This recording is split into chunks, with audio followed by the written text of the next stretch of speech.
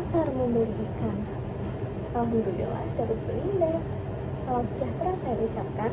Assalamualaikum semuanya. Assalamualaikum warahmatullahi wabarakatuh. Salam sejahtera untuk kita semua. Yang terhormat, Bapak Ibu Guru, tenaga pendidik, serta teman-teman yang saya cintai. Perkenalkan, nama saya Andini sebagai pembawa acara pada hari ini.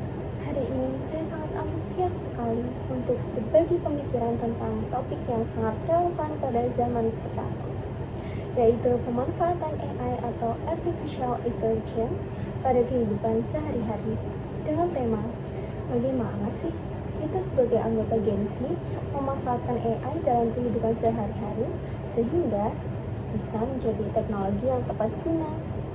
Saya ingin memberikan gambaran pentingnya menggunakan teknologi AI dengan bijak, sehingga ia tidak hanya menjadi alat canggih, tetapi juga menjadi alat yang bermanfaat bagi kemajuan kita semua.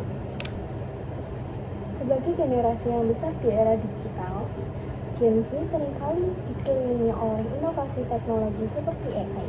Namun, pertanyaannya adalah bagaimana kita memanfaatkannya agar tidak sia-sia. Secara khusus, saya akan menjelaskan peran AI di bidang pendidikan, industri, kesehatan, dan transportasi. Mari kita mulai dengan memahami AI sebagai teman yang dapat membantu kita, bukan musuh yang menakutkan. Di bidang pendidikan, AI telah merevolusi cara kita belajar. Misalnya, menurut data dari Menteri Komunikasi dan Informatika Republik Indonesia, Mutia Hafid, sebanyak 87% pelajar di Indonesia menggunakan AI untuk mengerjakan tugas mereka. Ini menunjukkan bagaimana AI membantu dalam penelitian cepat, pembuatan konten, atau bahkan pembelajaran personal.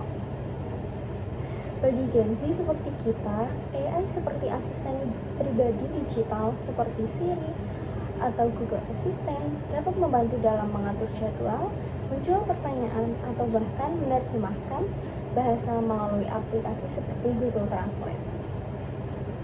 Manfaatnya, kita bisa belajar lebih efisien, menghemat waktu, dan meningkatkan kreativitas tanpa terbebani oleh tugas-tugas lain. Lalu, di bidang industri, AI memainkan peran besar dalam meningkatkan produktivitas. Sistem rekomendasi seperti yang digunakan oleh Netflix atau Spotify memanfaatkan AI dalam memberikan saran konten berdasarkan preferensi kita, sehingga kita sebagai Gen Z dapat menemukan hiburan yang tepat guna. Di dunia kerja, AI diproyeksikan akan menggantikan 85 juta pekerjaan pada tahun 2025. Tapi, sebaliknya menciptakan 90 juta pekerjaan baru di bidang sains dan kolaborasi manusia AI.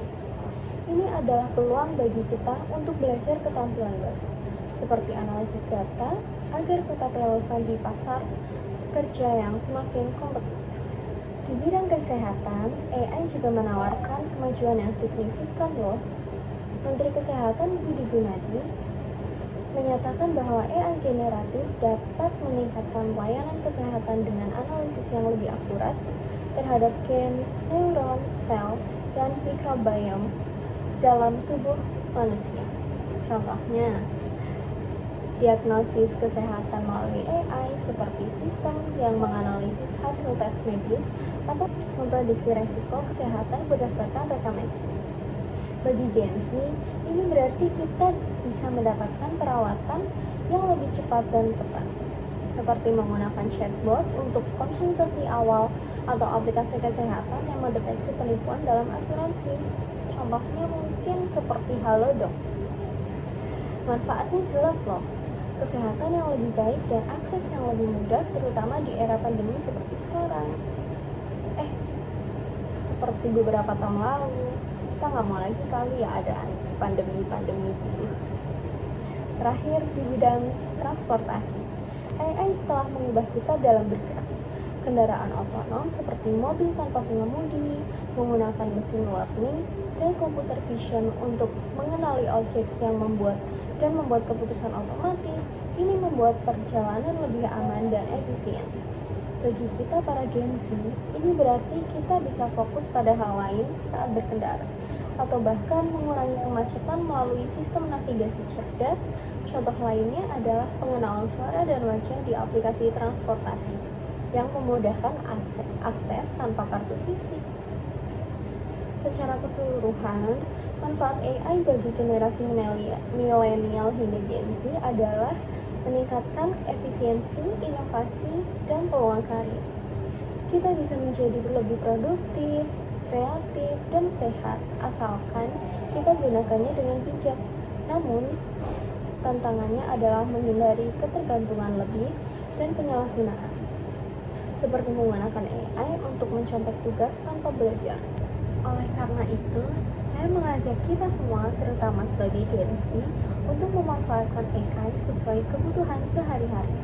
Mulailah dari hal-hal kecil, misalnya gunakan asisten digital untuk mengatur waktu, sistem rekomendasi untuk belajar, atau aplikasi kesehatan atau pemantauan diri. Jadikanlah AI sebagai hanya alat pendukung, bukan untuk pengganti kreativitas manusia. Dengan demikian, kita bisa membangun masa depan yang lebih cerah dan inovatif. Teman-teman semua, saya berikan kesimpulan, AI bukanlah ancaman, melainkan peluang emas bagi kita para Gen Z memajukan kehidupan sehari-hari di bidang pendidikan, industri, kesehatan, transportasi, atau bahkan yang lainnya. Dengan data dari sumber terpercaya seperti Menkominfo dan Menkes serta contoh-contoh nyata, kita telah melihat bagaimana AI dapat digunakan dengan tepat guna. Mari kita jadikan teknologi ini sebagai mitra dalam perjalanan kita menuju Indonesia Emas. Demikian saja yang dapat saya sampaikan. Kurang lebihnya mohon maaf apabila ada salah kata yang saya sampaikan. Saya ucapkan mohon maaf yang sebesar-besarnya. Terima kasih atas perhatiannya. Sebelum saya akhiri, enaknya nonton lagi kali ya. Lagi di Jepang makan onigiri.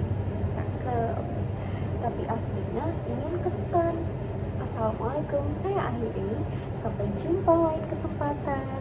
Bye-bye. Saya Andini pamit undur diri. Wassalamualaikum warahmatullahi wabarakatuh.